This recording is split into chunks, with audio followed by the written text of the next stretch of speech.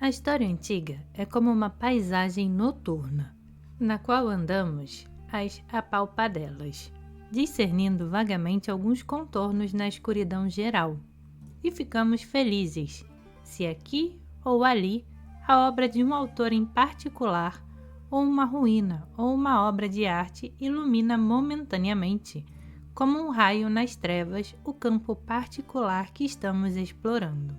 Philo, sobre a vida contemplativa.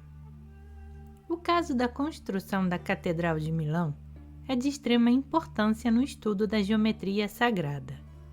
Ele interessa em dois sentidos, o documental e o simbólico.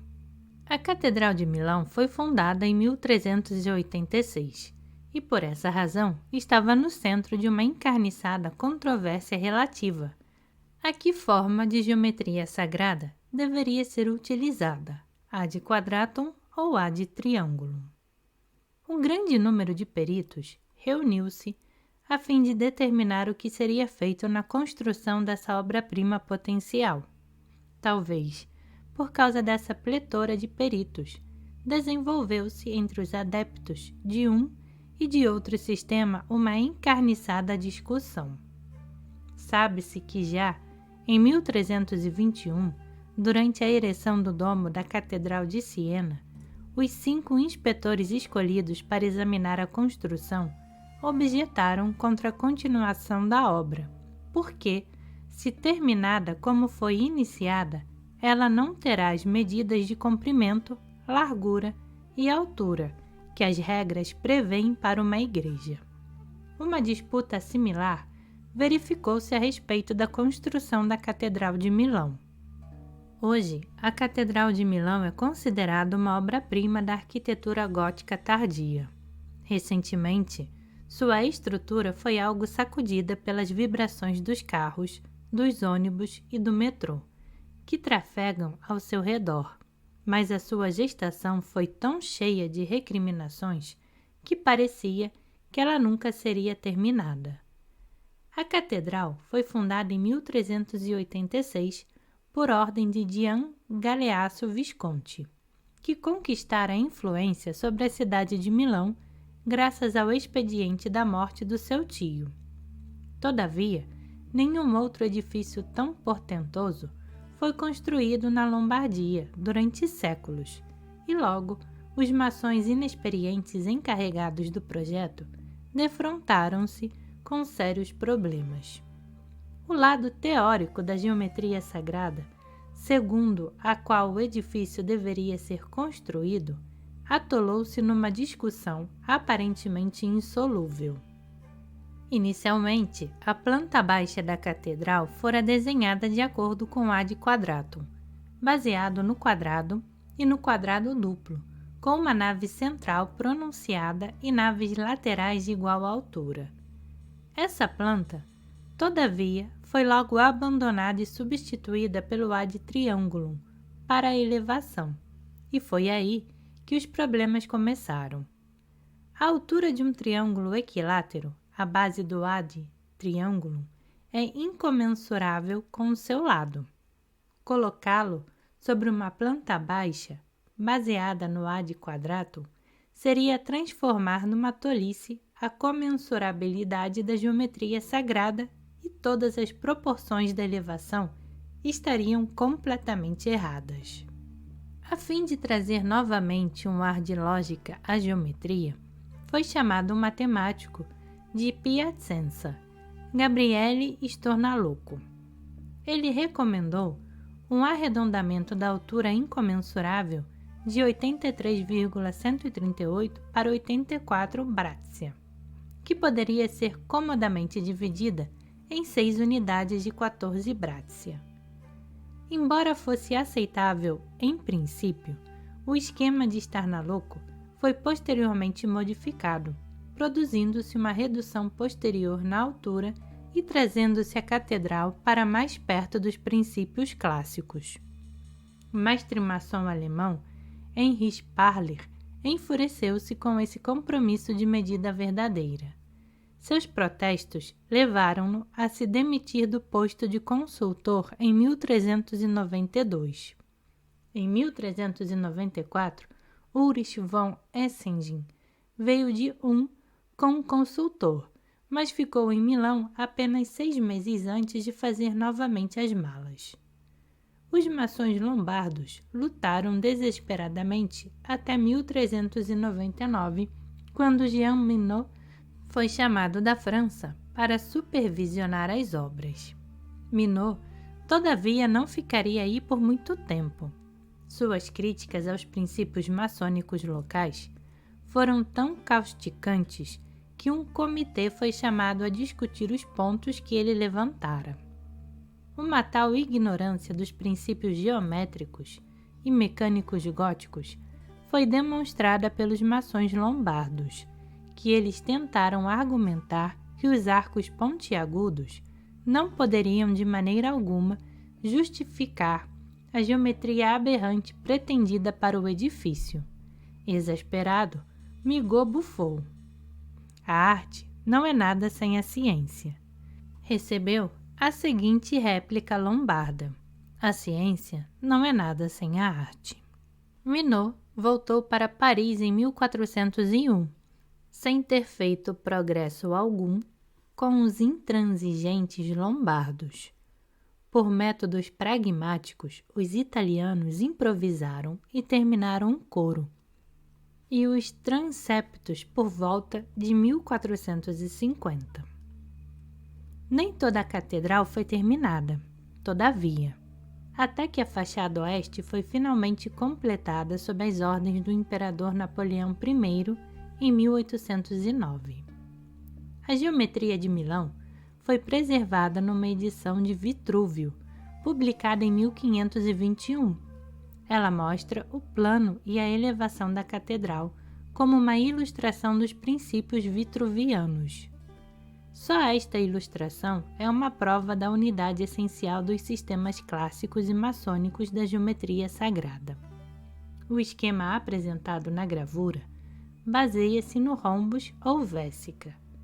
A elevação triangular do corte transversal da catedral é mostrada em superposição a círculos concêntricos, em que o quadrado e o hexágono são desenhados, demonstrando a relação da elevação com o ad quadratum do plano básico. Essa exposição da geometria sagrada maçônica de uma catedral é indicativa da atitude modificada diante dos mistérios antigos exibidos pelos escritores da Renascença.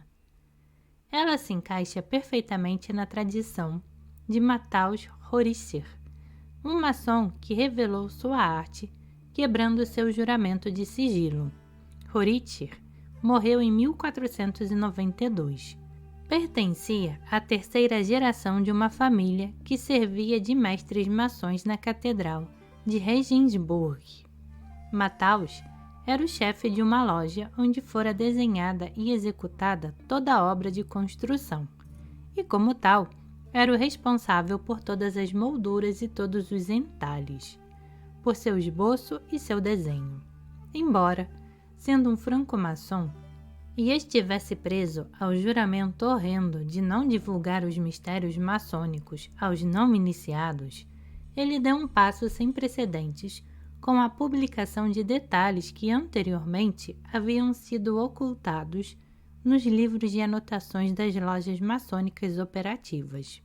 Embora a única obra publicada de Horisser fosse um pequeno panfleto que deu solução a um problema geométrico, ela tem uma importância fundamental, porque é a única chave sobrevivente da geometria sagrada maçônica. A obra, intitulada On the Ordination of Pinnacles, forneceu a solução do problema de como erigir um pináculo de proporções corretas a partir de uma planta baixa dada. Por volta do final do período medieval, os maçons estavam produzindo as obras-primas do gótico flamboyant e perpendicular pelos meios mais simples. As plantas de execução, conhecidas na Inglaterra como plates, eram preparadas pelos maçons até os últimos detalhes.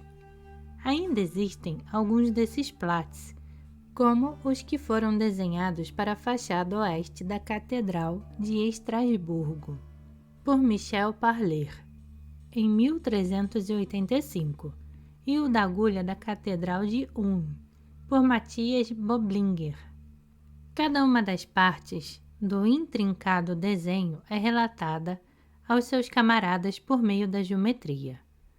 O maçom operativo, equipado com esse diagrama, podia tomar uma dimensão como ponto de partida, e com ela, utilizando-se régua e compasso, a geometria chega ao plano do tamanho natural das partes que ele deve executar.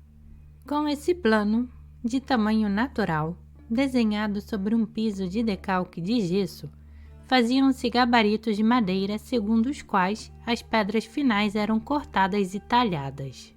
A exposição de Horixer do sistema demonstra admiravelmente a simplicidade elegante desse método canônico. Em vez de uma referência constante a medidas num plano, como na moderna prática da engenharia, o pináculo ou o pinásio, a ombreira da porta ou o componente da abóbada e etc., era desenvolvido organicamente, por assim dizer, a partir de um quadrado. A geometria, diferentemente da medida, é autorreguladora, e quaisquer erros podem ser vistos imediatamente. Seja qual for o tamanho do quadrado inicial, todas as partes do pináculo estão relacionadas a ele em proporção natural. Com as dimensões do quadrado original, poderiam ter sido derivadas como uma função da geometria global da igreja. O tamanho do pináculo estava relacionado harmoniosamente ao todo. O livreto de Horixer foi dedicado ao príncipe Wilhelm, bispo de Eichstätt, 1464-1496, descrito na dedicatória como um cultor e um patrono da arte livre da geometria. Wilhelm era membro ativo do Conselho de Construções das Igrejas de Regensburg, Ulm e Ingolstadt. Depois de termos lido a instrução de Horixer, não achamos que Wilhelm fosse apenas um administrador, mas uma pessoa bastante interessada em conhecer a metodologia exata que está por trás da geometria sagrada. Esses homens foram os primeiros maçons especulativos, patronos ricos que desejavam sinceramente conhecer os segredos dos maçons operativos. A fim de obter esses segredos, os patronos eram geralmente admitidos à Irmandade dos Franco-Maçons, por meio dos ritos iniciatórios típicos. Como as atividades dos maçons diminuíssem com o surgimento de arquitetos treinados em academias, o número de maçons especulativos aumentou. Entre mentes, as lojas operativas de franco-maçons fecharam-se uma a uma. A última delas foi a primeira loja da Europa, a de Estrasburgo, que fechou em 1777. A partir de então, as artes e os mistérios da franco-maçonaria foram mantidos apenas pelos maçons especulativos. Os pináculos descritos por Horixer são construídos de acordo com o ad quadratum, embora o ad triangulum fosse o último método alemão medieval da geometria sagrada. Ele não era facilmente aplicável aos remates e aos arcobotantes que são parte integrante da construção gótica. Então, o ad quadratum foi usado nestas partes essenciais da estrutura. A produção do plano do pináculo era levada a efeito da seguinte maneira. Horixer: quereis desenhar um plano para o pináculo segundo a arte dos maçons, por meio da geometria regular? Deveis então fazer um quadrado, como está aqui designado pelas letras A, B, C, D. Ligará a B, e B a D, e D a C, e C a A, de modo a obter uma figura semelhante à do esquema anexo. Fazer depois um outro quadrado, dividir a B em duas partes iguais e chamar E. Da mesma maneira, dividir BD e chamar H. Do mesmo modo, dividir DC e chamar F. Igualmente, dividir CA e chamar G. Depois, traçar uma linha de E a H e de H a F, de F a G e de G a E. Depois de terdes assim procedido, fazei outro quadrado sobre este segundo. Quando terminardes os 3 quadrados de tamanho igual a AB, CD, IKLM e EHFG, tereis uma figura semelhante à do esquema anexo. Esses 3 quadrados exercem uma relação geométrica específica com o outro. A diagonal do segundo quadrado é igual ao lado do primeiro quadrado, e a diagonal do terceiro é igual ao lado do segundo. A ação seguinte na geometria de Horrocks envolve o traçado de 4 cantos. Depois, torna-se o raio IN, e com um compasso são traçados quadrantes que produzem as dimensões da moldura côncava do painel e do plano completo da agulha. A partir desse plano, constrói-se com a utilização de uma régua e de um compasso a planta baixa final de um pináculo. Com base nessa complexa planta baixa, a elevação era feita com movimentos igualmente simples de régua e compasso. Cada um dos maçons que executavam essas obras possuía uma marca individual que podia ser usada para identificar não só a obra do próprio maçom, mas também as lojas de que ele provinha. As marcas dos maçons existiram em todos os países na tradição arquitetural ocidental do Egito Antigo em diante, e são sigilos característicos que em geral são derivados geometricamente. Embora tenha sido um segredo maçônico, afirmou-se durante muito tempo que cada loja central de maçons operativos possuía seu diagrama matriz próprio, a partir do qual derivavam todas as marcas utilizadas pelos seus membros. O professor Romayer, em Rauf und Hausmacher, publicado em 1870, mencionou que, por volta do ano de 1820, um certo Dr. Partey lhe dera um diagrama matriz no qual estavam baseadas todas as marcas dos maçons da Catedral de Estrasburgo. Disse que esse diagrama fora descoberto por um certo Arnold de Estrasburgo, um arquiteto. Costuma-se dizer que em 1828, o maçom Kirchner, de Nuremberg, estava de posse de um livro que fazia todas as marcas individuais dos maçons derivarem de uma fonte comum. O professor Franz Ritzer, em sua obra Studien über Steinmetz-Zenchen, publicado em 1883 em Viena, demonstrou que, a partir de determinados diagramas geométricos fundamentais, poderia ser derivada uma série de diagramas matrizes ou chaves, na qual se poderia incluir todas as marcas de maçons conhecidos. Nas 68 lâminas que ilustram essa obra, Itzia enquadrou 1.145 marcas em seus próprios diagramas, demonstrando a universalidade do sistema. O conhecimento de todos os níveis da geometria era, assim, uma prerrogativa do franco-maçom.